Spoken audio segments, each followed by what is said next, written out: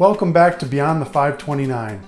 In this video, I'm going to show you 5 tips you should use to identify the best 529 plans for your family so you can save more, borrow less, and lower your cost of college.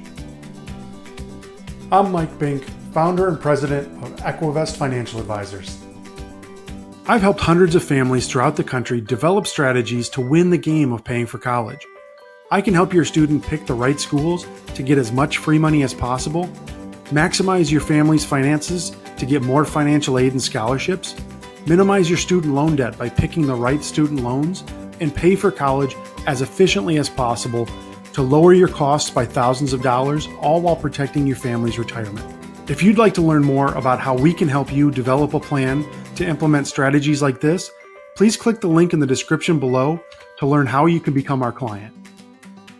Tip number 1 when trying to decide which 529 plan is the best for you is to check for a state tax break. Not every state's plan has a state tax break.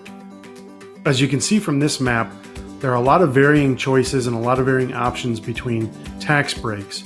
For instance, the gray states have no state income tax, so that doesn't really do you much good.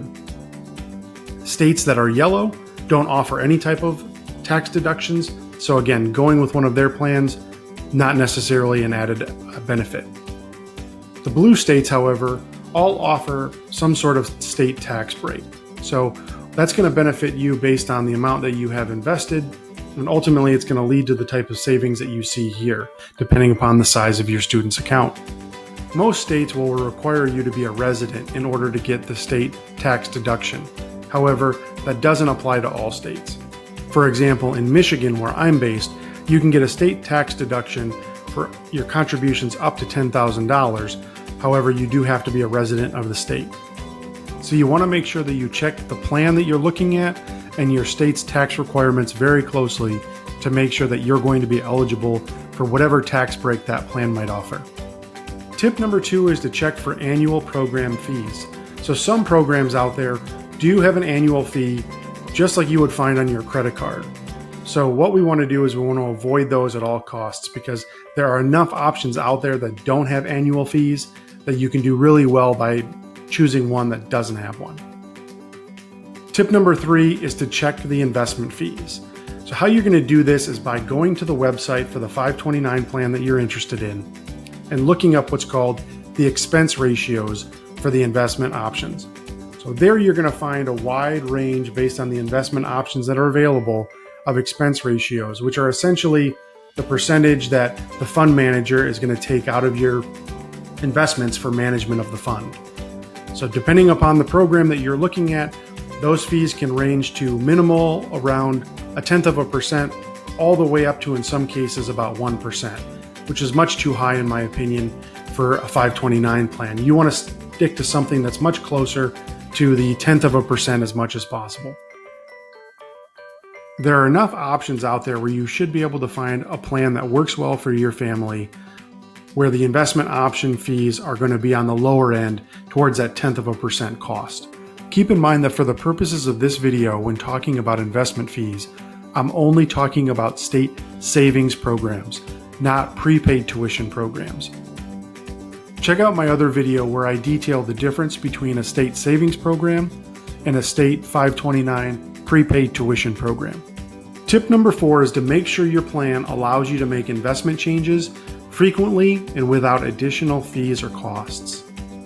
So some plans will have transaction fees every time you want to move your money from one particular investment option to another.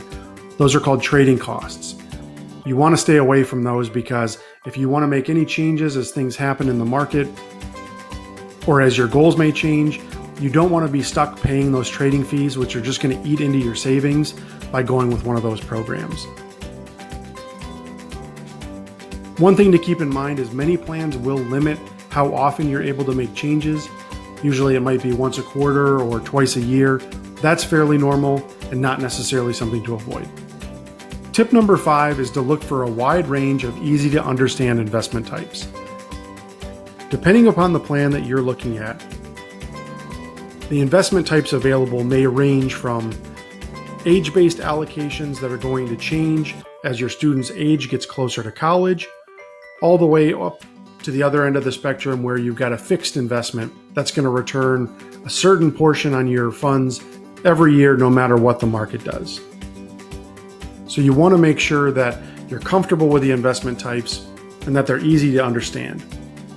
Here are some examples of the MESP program, which is the Michigan 529 Savings Plan, and they do a pretty good job of giving simple, easy to understand investment options so you can go through and pick the one that's best for you.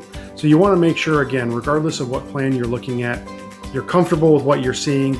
If this video was helpful for you, please give it a thumbs up below and share with your family and friends.